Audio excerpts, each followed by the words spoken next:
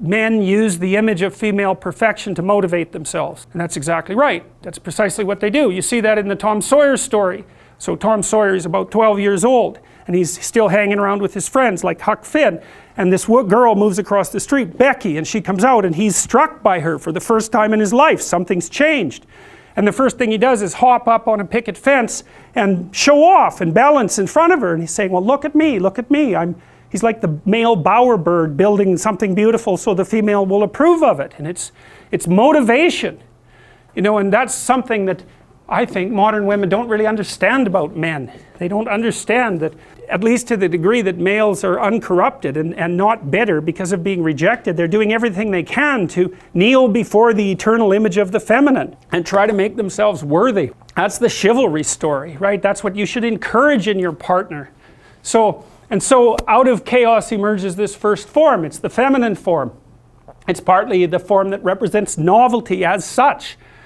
So, and on one hand it's promise, on the other hand it's threat. That you wouldn't believe, and I don't know, because I don't understand the situation with women as well as I understand the situation with men, obviously, being a man.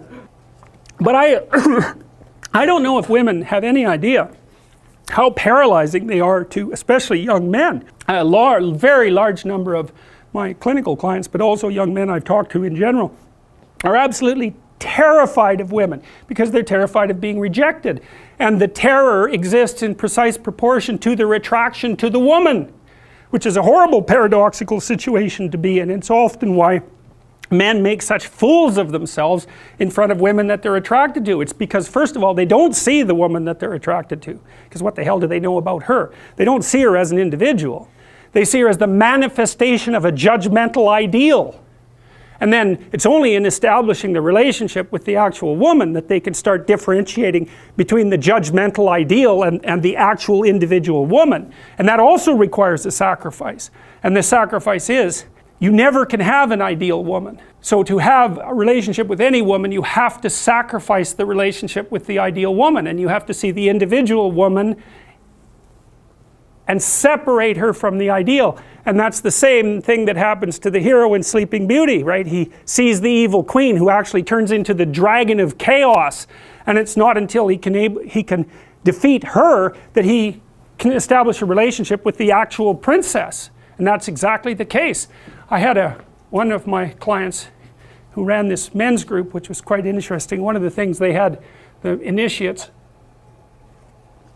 do, which was very intelligent, was to go out and ask 50 women in one day for their phone numbers. Why?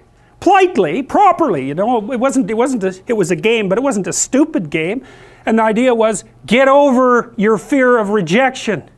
And how do you do that? By encountering it continually and continually and continually, so that you're no longer paralyzed by this.